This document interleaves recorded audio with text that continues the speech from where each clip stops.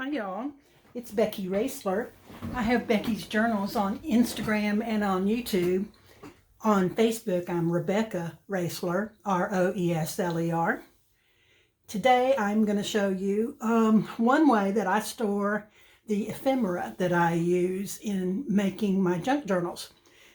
What I have here is two books that I've made that hold ephemera before I use it in my journals. And this is all for the smaller ephemera, smaller than page size.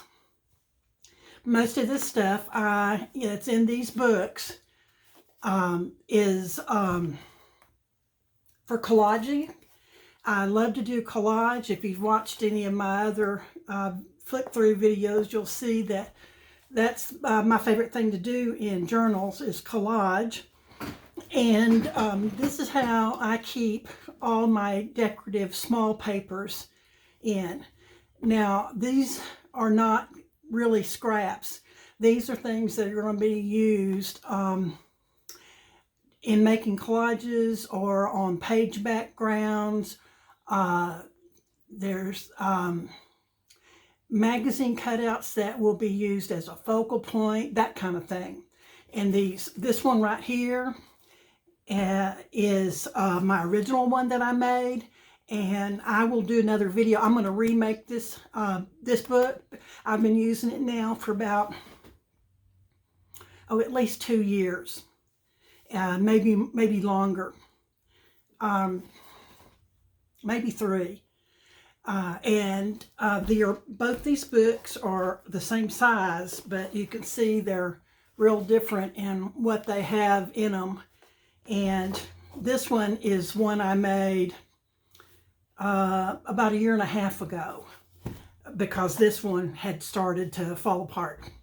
And I was tired of repairing it, and I was tired of overstuffing it. My idea was I would take half of the stuff that was in this one and put it in this one, which I did, and it filled up this one completely. And can you imagine? I wasn't able to tie it shut before I made this book. So, it was just a huge accordion file, you know? But since I started making junk journals and smaller size collages, I used to make large collages on board that I framed, for pictures. I used to make collaging and mixed media art that I framed and sold for a lot of years, but I don't do that anymore. But both these books were made out of cereal boxes. Both these were made out of cereal boxes. This one is about 6 inches wide, about 9 inches tall, and the spine is about 2.5 inches on this one. After I had used this one for a couple of years and it started falling apart, I made this one, and I used a different method for my pockets, but they both have 3 signatures in them, made out of cardboard and with pockets attached to the not cardboard, cardstock. They have 3 signatures in each one, made out of cardstock. They're both about 9 inches tall and 6 inches wide. And let me show you. I'm going to open these up and I'm going to flip through here and show you what it looked like. So, and another thing I want to tell you is they both have a good quality. This is blue jeans, some blue jeans I cut up to cover this one. And they both have fabric covered covers. And they're both sewn in with a 3-hole pamphlet stitch. They both have holes in the back to tie the ribbons through to tie it shut. And they all have corner protectors. And I believe these are Tim Holtz or Ranger brand metal corner protectors. And I'm really glad that I did that, because these things come in. I have these on a shelf right behind me while I'm working, and I grab them out and put them back many, many times every day, because I'm one of those people that works in my craft room every day. So this is the original one, and how I made it was, like I said, I used 3 pieces of cardstock, and then I glued pockets made out of cardstock. And I'm going to take all this little bitty stuff out here. See, this is a pocket, this is a pocket, the next one, this is a pocket, and this is a pocket. Now, this worked okay, but it wasn't the greatest.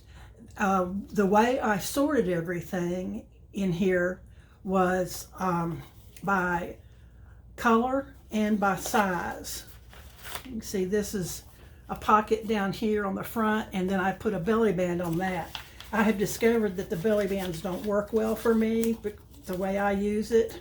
So when I remake this one, I'm going to simply remove the signatures that I got here, and I'm going to replace them with plastic stick-on pockets that I'm going to buy, and I'll show you, because I did that in the newer journal, Ephemera book, and I really liked it. So this is one that I've been working on out of for probably about 3 years, and this is what it looks like at this point. Now this is after I took out half the other stuff. There's a lot of magazine cutouts. There's this part right here is where like all my neutral little stuff is. Then I have pinks and purples. So I do it by color and by size. So if it's smaller than a page size, it can fit in here. See, I've got blue, and I've got more blue.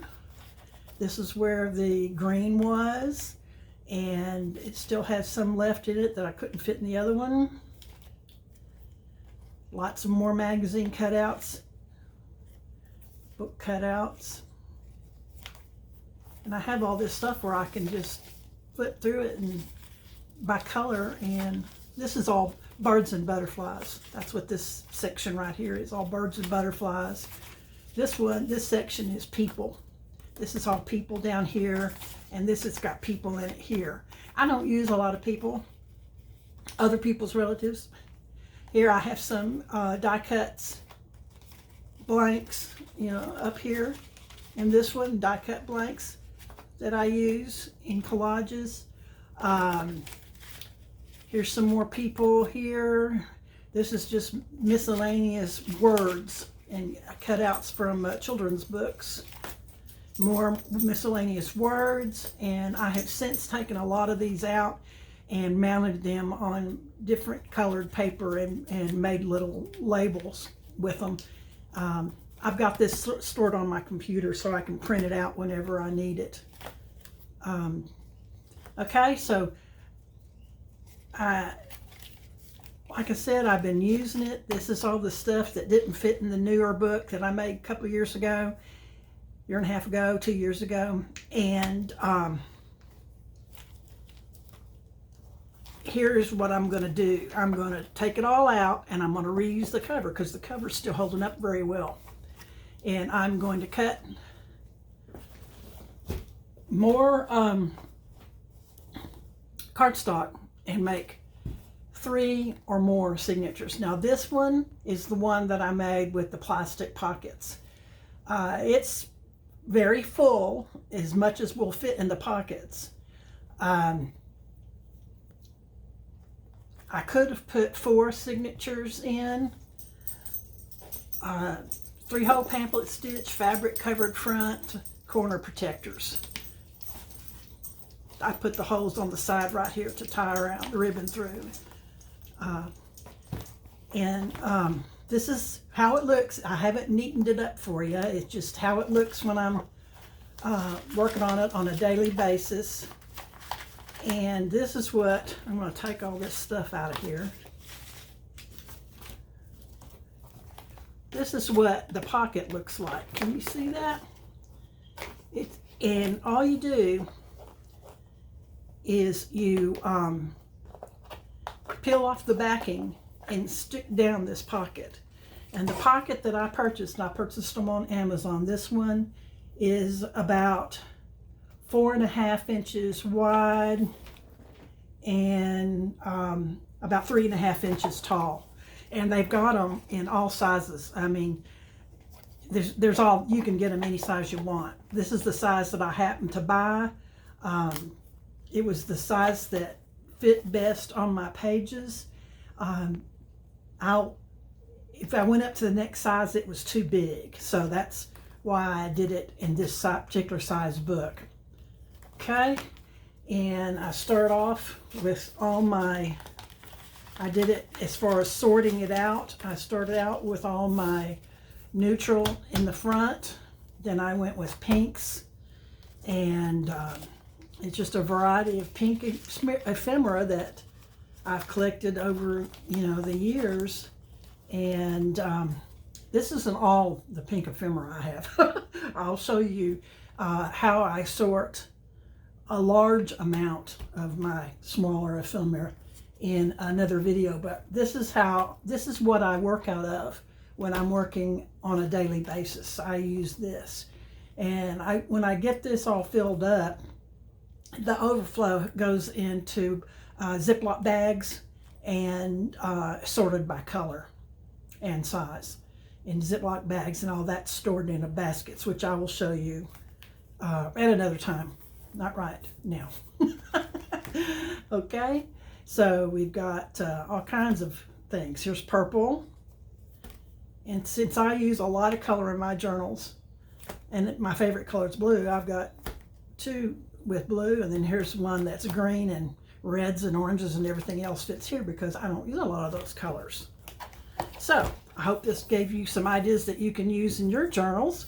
And if you got some good ideas and you liked it, please leave me a comment and press that thumbs up button for me so YouTube will know that you want to see more like it. Thanks a whole bunch. You have a great day. Bye-bye.